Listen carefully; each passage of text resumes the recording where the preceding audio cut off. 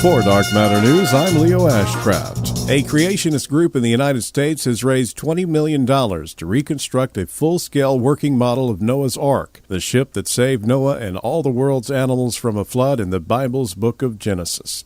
The Kentucky-based Christianity-defending group Answers in Genesis is now two-thirds of the way to reaching its fundraising target of $29.5 million. All thanks to donations from thousands across the world who want to see its Ark's Encounter project take sail.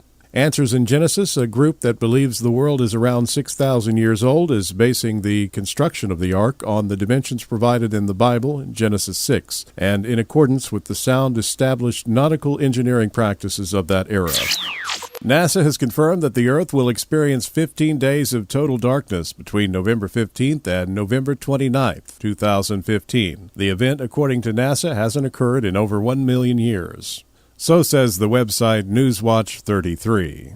While the article seems legit, and the NASA official cited in the article, Charles Borden, does work for NASA, according to Snopes, the website Newswatch 33 is not a legitimate news outlet. Snopes says that Newswatch 33 hoaxed social media users a number of times since its inception, falsely claiming supporters raised $4 million for the defense of Charleston shooting suspect Dylan Roof, that a girl was electrocuted by her iPhone earbuds, that Jay-Z and Beyonce purchased the rights to the Confederate flag, and that the government had impregnated inexpensive cigars with listening devices. The moral of the story, be careful what you read while surfing the internet.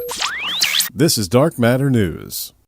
In the early hours after the tsunami, it was ham radio that was on the air, saving lives. When Florida was ripped by hurricanes, the hams were there. In the critical moments after the attack of 9/11, it was the hams who coordinated emergency messages. When disasters strike, the hams are ready. Ham radio works when other communications don't. To learn how you can become a ham radio operator, call the ARRL, the National Association for Amateur Radio, at 1-800-326-3942. With sunny weather and fresh air, many prefer to spend time outside. If you have Social Security business to tend to, that's no reason to ditch the outdoors. You don't have to wait in an office. You can handle much of your Social Security business from your laptop, wherever you want to be. You can even apply online for benefits as you sit on the beach. As long as you have an internet connection, you can do business with Social Security. Enjoy the great outdoors. We'll bring the office to you. Visit www.socialsecurity.gov. A caller to a popular conspiracy talk radio show out of Ozark, Alabama, which is near the Rook Air Force Base, claims to have been tackled to the ground, arrested but not charged by several UN troops while attempting to take their picture at a local Walmart.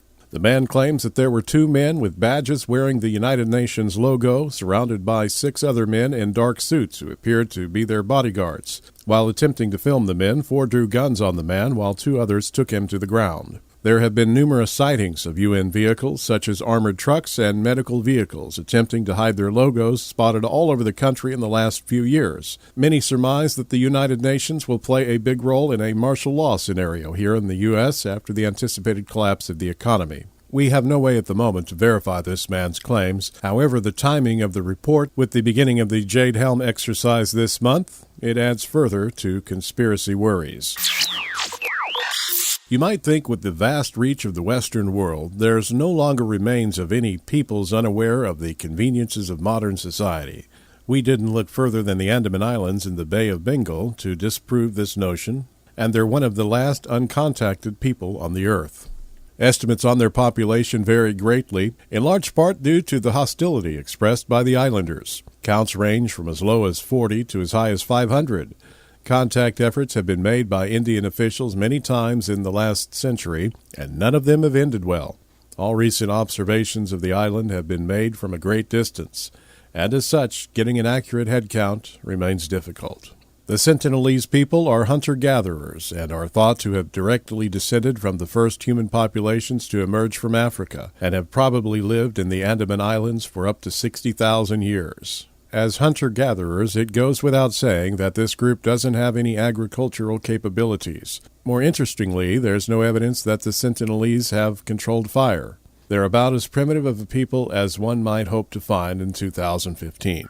But don't expect to visit this island paradise soon, as the inhabitants of this isolated remote island kill all visitors on sight. I'm Leo Ashcraft for Dark Matter News.